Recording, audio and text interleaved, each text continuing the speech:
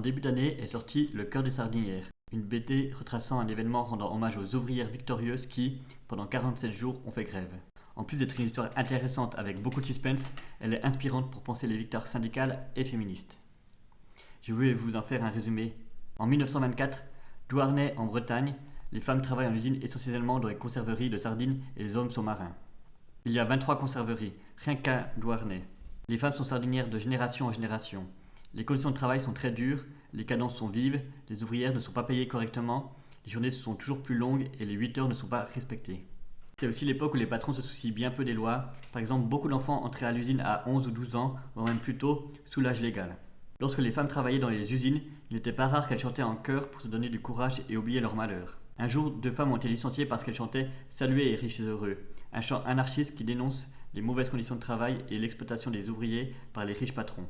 Parallèlement, depuis plusieurs semaines, les ouvrières voulaient parler des tarifs horaires avec leurs contremaîtres, mais cette rencontre leur était refusée. Ce licenciement, couplé au refus de rencontrer les sardinières pour parler des salaires, a été un déclencheur. Dans une usine métallurgique qui fabriquait les boîtes de conserve, une centaine d'ouvrières ainsi que des manœuvres se sont mis en grève. Puis très vite, la grève s'est généralisée aux conserveries de Douarnenez. Une délégation d'ouvrières est allée voir Daniel Flanschek, le maire communiste, pour lui parler de leurs conditions de travail et leurs revendications. Non seulement il les a écoutés, mais il les a incités à passer à l'action. Le dimanche qui suivit, plus de 300 sardinières manifestaient avec l'édile qui distribuait des tracts. Au fil des jours, plus aucune usine ne fonctionnait. Conserverie, biscuiterie, filature, et même les hommes les ont rejointes. Des gens de la Confédération Générale de Travail Unifié, CGTU, sont venus pour amener du renfort, comme Lucie Colliard, qui s'occupait du travail des femmes à la CGTU, ou Charles Tillon, futur député et ministre. Lors d'un discours devant des centaines de femmes, Lucie Colliard leur dit « Vous revendiquez un salaire d'1 franc l'heure, eh bien on va se battre pour avoir 1 franc 25 comme le salaire des hommes. » Le 6 janvier 1925, après 47 jours de grève, les ouvrières ont gagné et obtenu, entre autres, l'augmentation des salaires horaires à 1 franc et des améliorations des conditions de travail.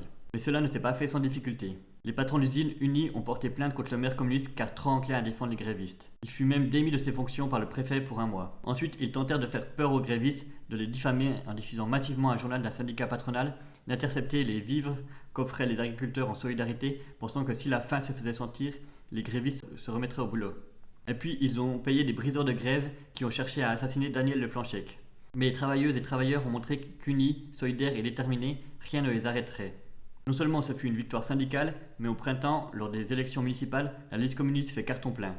Le Flanschek a même proposé à Jocelyne Pencallet, une des sardinières très engagées, à être candidate sur la liste communiste. Elle sera l'une des 7 premières femmes élues dans un conseil municipal en France. Mais quelques mois plus tard, son élection sera finalement invalidée par le Conseil d'État au motif qu'elle est une femme et que celle-ci n'ont ni droit de vote ni d'éligibilité.